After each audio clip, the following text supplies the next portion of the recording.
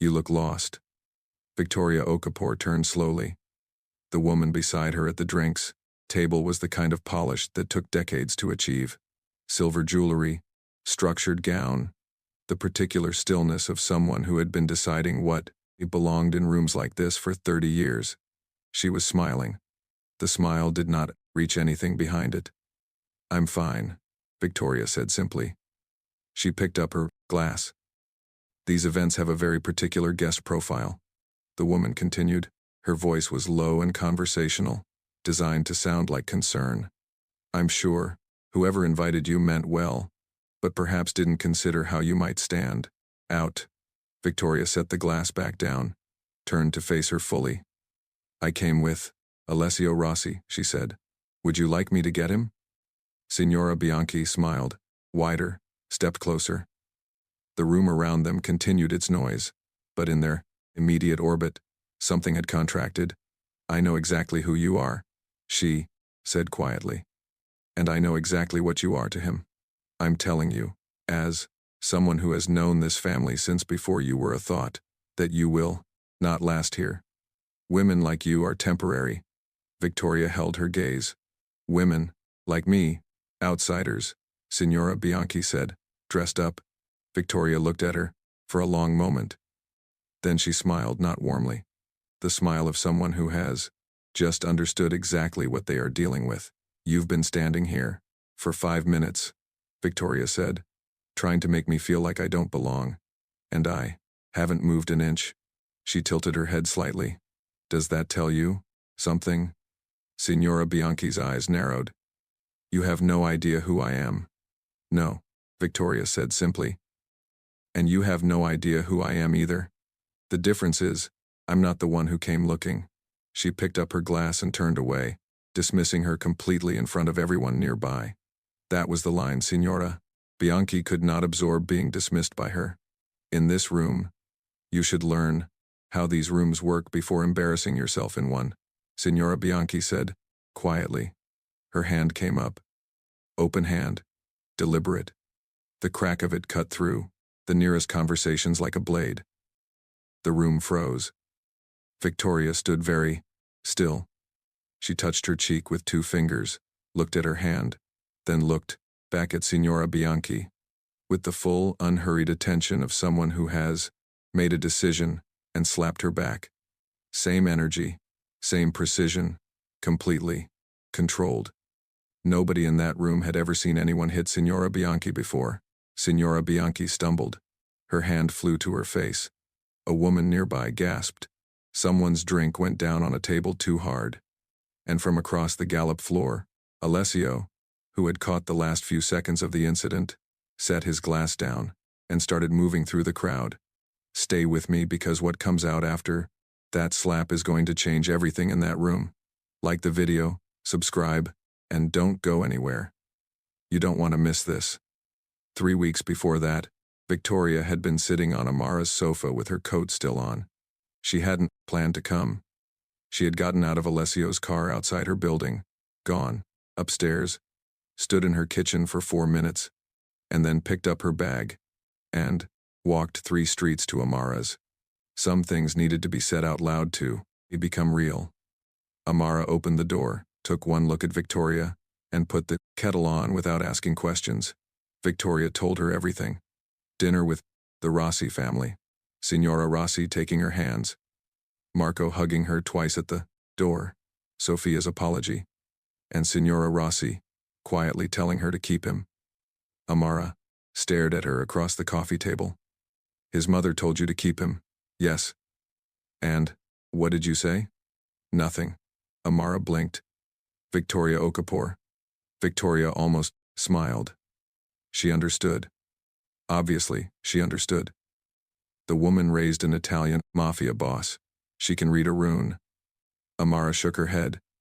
Then she looked at her friend, really looked at her, the way she had been looking at her for 12 years, through every version of her. "You're happy," she said. Not a question. Victoria considered denying it, then didn't. "Yes." Quietly. But yes. At the Rossi family home that same night, Marco found his brother in the kitchen, which was where Alessio went when he needed to think and didn't want anyone to know he was thinking. How did it go? Marco said. Alessio looked at him. She stayed. Marco exhaled long and slow, like he had been holding it since the moment he had walked into that dining room and seen the look on his brother's face. Then obviously, already turning, already grinning, Alessio watched him leave, then stood in the Gerster, quiet kitchen for a moment. The weight he had been carrying for longer than he could name had shifted tonight, and he was still getting used to what that felt like. Victoria's apartment reflected her perfectly. Clean, organized, lived in, without trying to impress anyone. Amara had a key, and used it with the casual authority of someone who had earned that right over 12 years of friendship. She was the one person who got the unfiltered version of everything. The version Victoria didn't package or present or make palatable for any room. Back at the office, things had shifted in the way offices shift.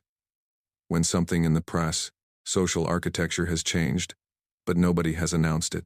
People read the air and adjust it accordingly. Sophia was professional, warmer than before in a way she hadn't fully committed to yet. Still finding the right distance, Victoria let her find it without rushing her. Alessio passed her desk once in the late morning without stopping. Just a look, brief, direct, carrying more than it showed. She went back to her screen. She was almost smiling, and she let herself almost smile, and that was enough for now. He took her to dinner 3 days later. A small restaurant, no printed menu, just whatever the kitchen had decided that evening, presented without explanation and expected to be trusted. No visible security, though she understood by now that they were always nearby. He asked her over the second course what she actually did on days that weren't about work. She told him. She read she cooked badly and didn't care. She went on long walks without a destination and called it thinking. He listened the way he listened to everything with his full attention. Nothing performed. She asked him the same question. He thought about it with a particular expression of someone who has genuinely never been asked before. Then I drive late at night. Just drive. She looked at him. Where? Nowhere in particular. She set her fork down. That's the saddest thing you've ever said. He looked back at her. Come with me. Next time. Okay. She said the drive happened 2 nights later. Late city lights. Music she chose playing low. He didn't say much. She didn't either. At one point, she said, "Is it always this quiet in your head?" He said, "No, this is new." She looked back out the window. Something settled between them that neither of them tried to name. He called her into his office the following week at end of day. She came expecting a work question. He was at the window when she arrived, not at his desk, looking at the city with his hands in his pockets. He turned. "I haven't asked you properly." She waited. "I want you to be my girlfriend, officially, not implied, not understood, asked."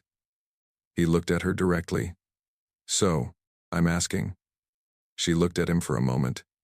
"Then you drove around this city with me in silence for 2 hours, and I still wanted to be there. I think that answers your question. Is that a yes?" "Yes," she said. "That's a yes." Marco found out through his brother and sent Victoria 7 consecutive text messages in 4 minutes. The first said, "Finally." The second was entirely emojis. The third, through 7th, escalated in a way that defied reasonable description. She responded with one word, "Calm down." He responded, "Never." Sophia heard it from Alessio. She was quiet for a moment. The quiet of someone processing something they have decided to be honest about. Then good, just that. Went back to her work, genuine, across the city in a house rebuilt entirely on social capital, over 20 years.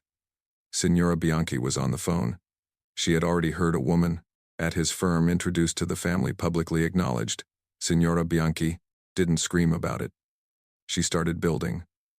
She called 3 women connected to the Rossi family's social circle and framed everything as concern about Alessio's judgment and Victoria's presence around the family. It wasn't concern. worry about Alessio's judgment, about what this woman's presence signaled about the family's direction. She planted seeds quietly, and with the efficiency of someone who had been doing this for a very long time. Bianca Bianchi sat across in the room and watched her mother work.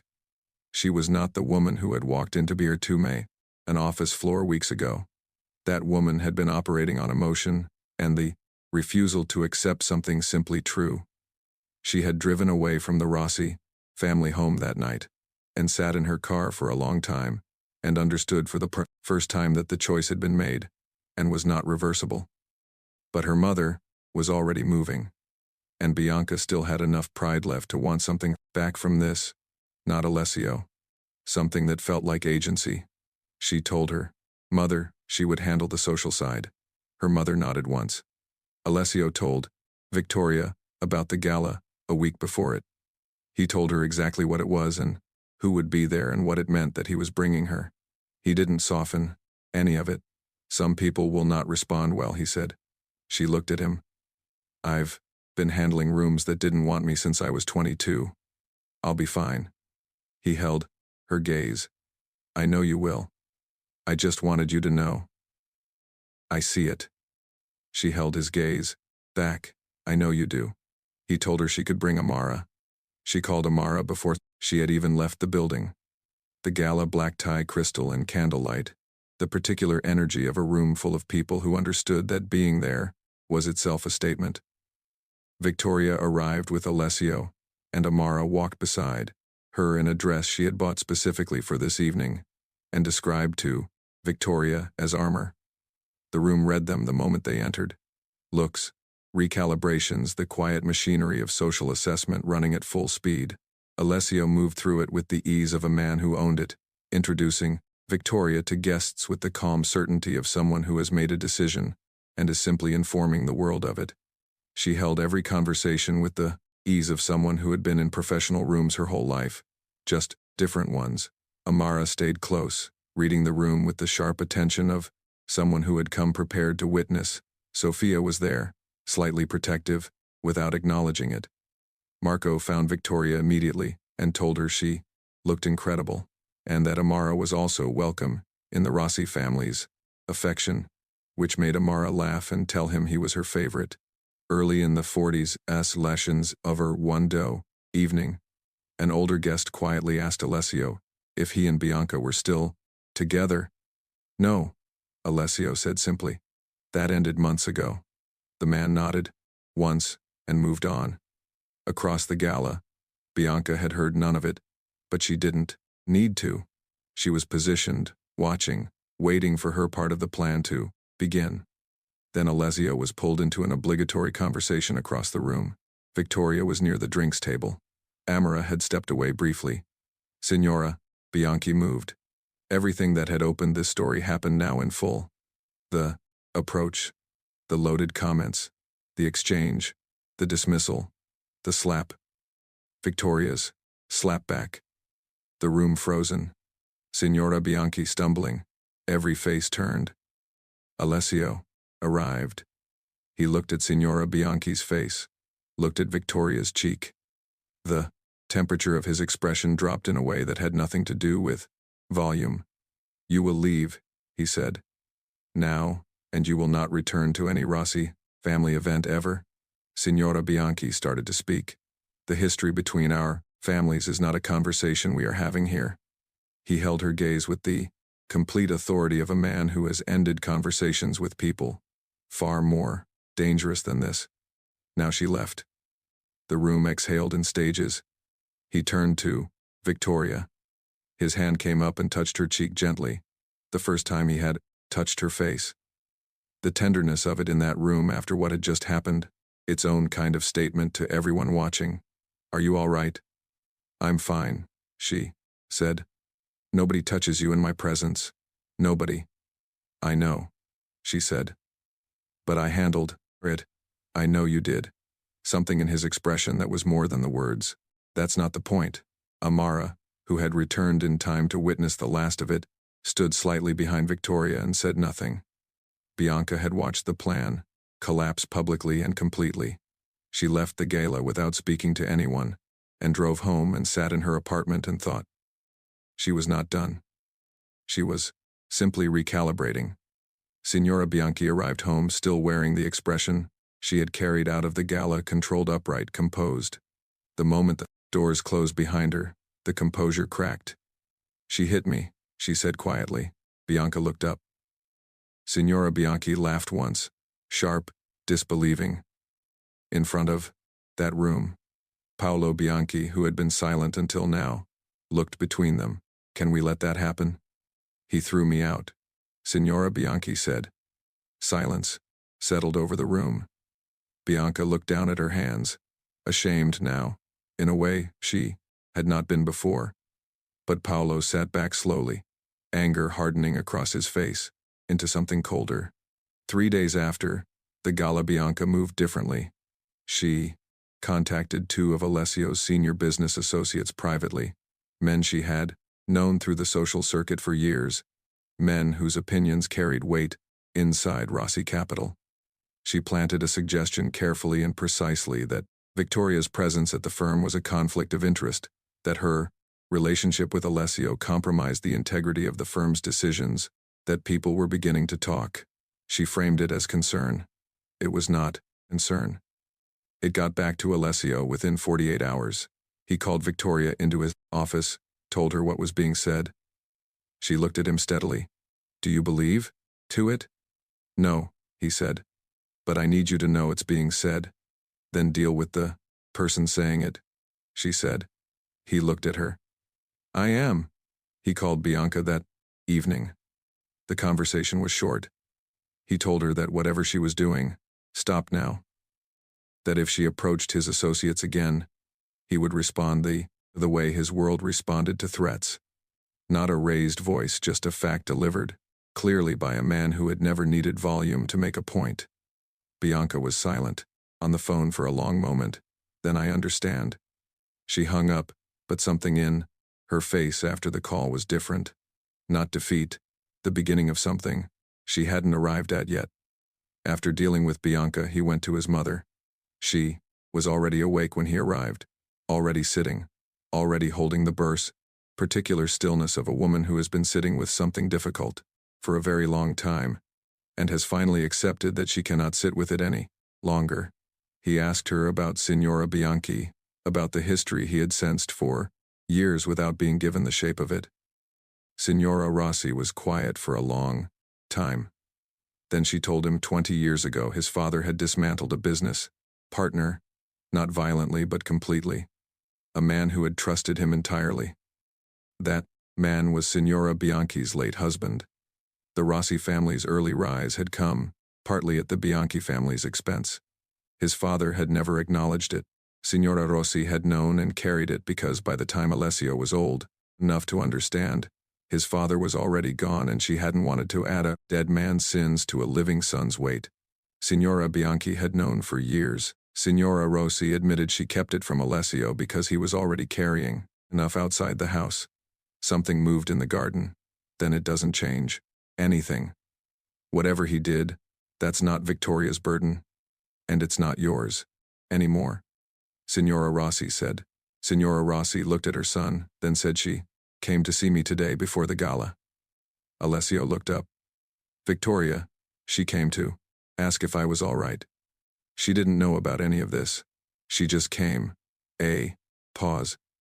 Your father never had someone like that. The words settled between them, in the quiet room. Paolo Bianchi had watched his family collapse piece by piece over the past few weeks. Unlike his mother, he wasn't patient or strategic. He was angry, and anger made him reckless. He made his move on a quiet evening, outside Rossi Capital, a confrontation he had not fully planned, which was the first and most significant mistake. He was angry, and anger had made him believe that anger was enough. It was not enough. The confrontation escalated faster than he expected. He reached for the weapon at his side.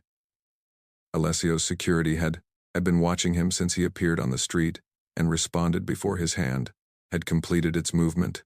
Security stopped him before he could pull the weapon. Paolo went down on the pavement outside the building that bore the name of the family he had come to threaten. Alessio looked at him, then made one call. Paolo was arrested. The investigation that followed opened threads into the Bianchi family's financial dealings that Signora Bianchi had kept carefully buried for 2 decades. Everything she had rebuilt, every connection, every carefully maintained relationship, every seed she had planted in 20 years of social architecture came apart in the space of one investigation. The Bianchi family was not just socially finished, they were legally finished. Signora Bianchi had spent 20 years rebuilding, collapsed faster than she had ever imagined possible.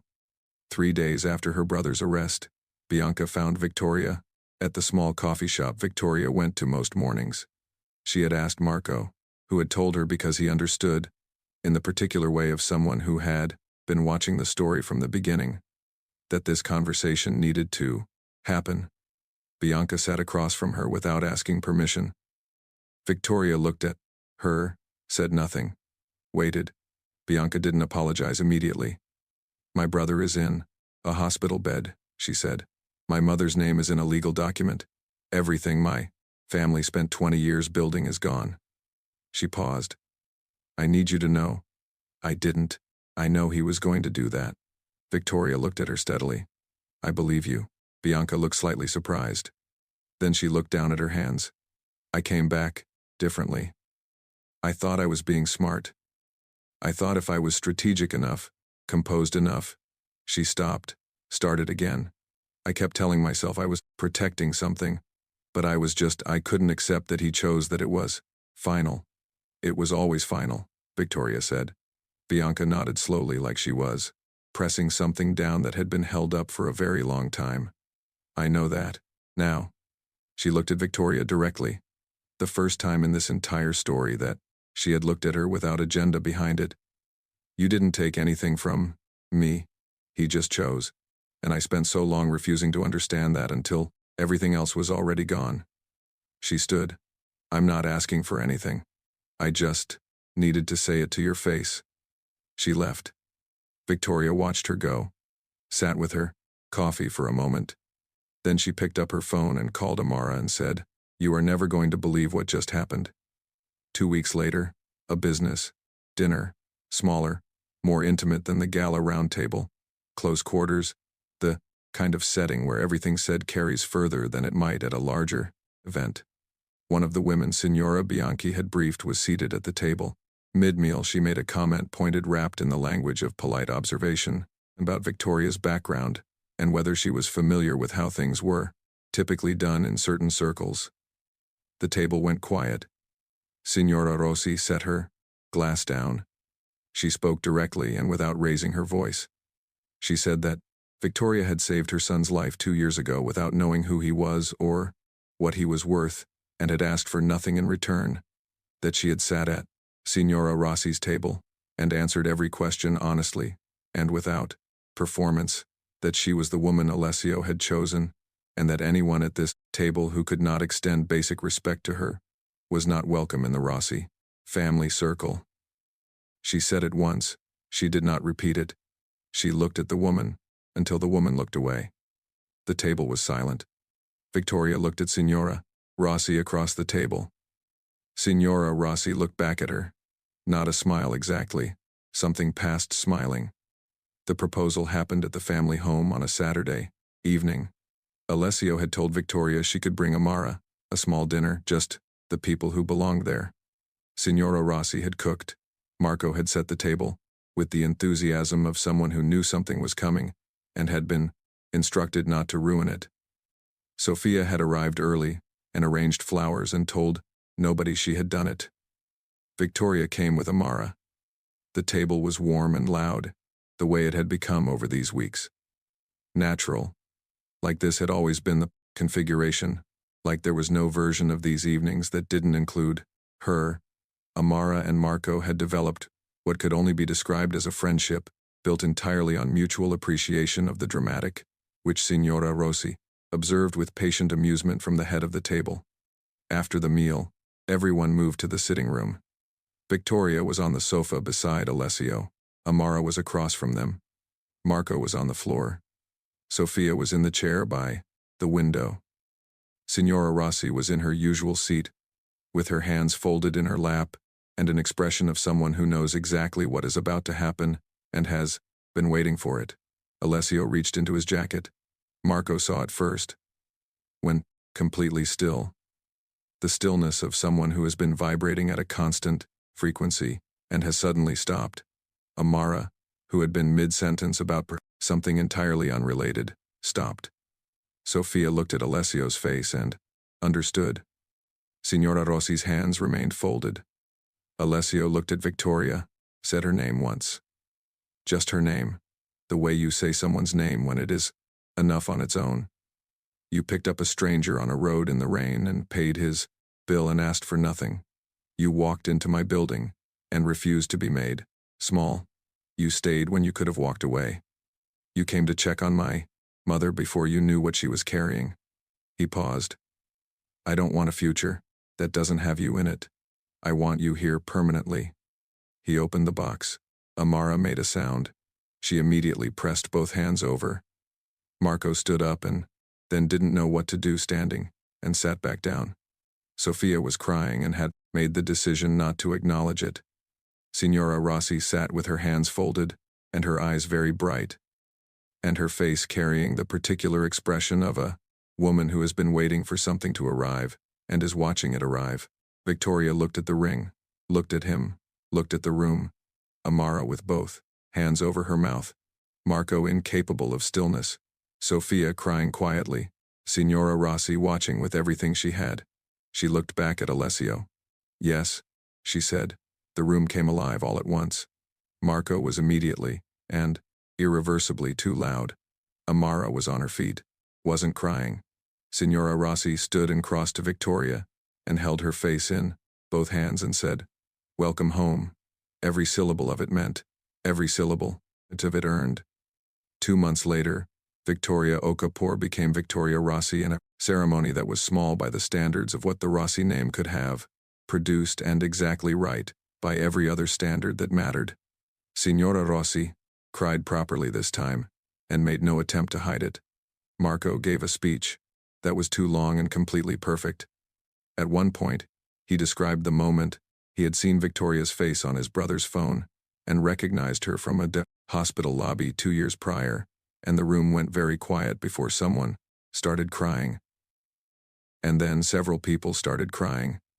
And Marco looked pleased with himself in the particular way of someone who has just realized they have said exactly the right thing. Sofia stood beside Victoria as her bridesmaid, genuine now in a way she had learned to be. Slowly, Amara caught the bouquet, told everyone immediately, and with great conviction that she had not been trying to, was not believed by a single person in the room, including the woman standing directly beside her, who had watched her position herself for exactly that purpose. Alessio stood at the front of that room and watched Victoria walk toward him, and felt something in him finally go quiet for the first time in 2 years. If you enjoyed this story, don't forget to like, subscribe, and hit the public notification bell so you never miss what comes next on this channel.